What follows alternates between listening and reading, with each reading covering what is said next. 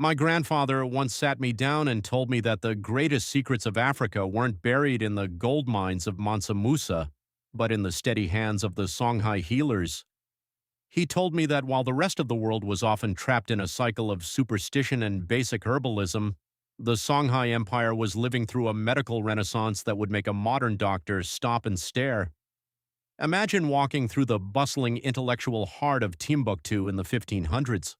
You wouldn't just see merchants selling salt and gold, you'd see scholars carrying manuscripts that detailed the intricate workings of the human body.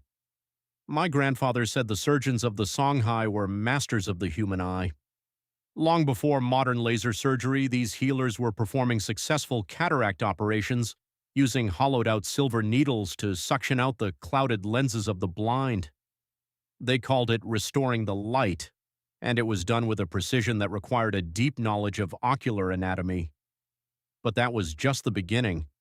He whispered to me about the healers of the mind, surgeons who performed trepanation, actual brain surgery, to relieve pressure on the skull or treat head wounds.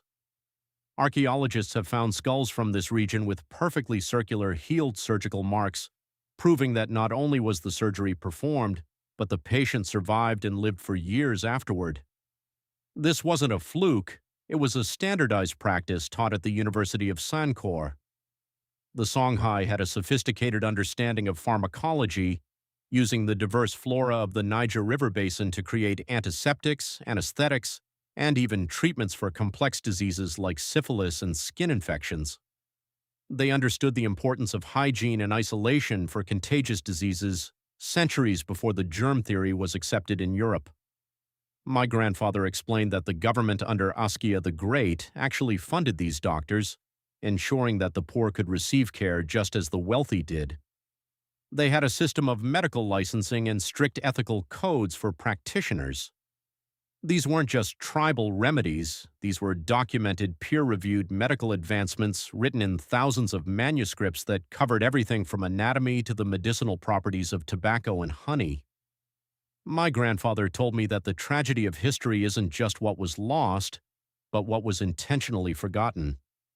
When the empire fell and the libraries were scattered, the world lost a library of human survival.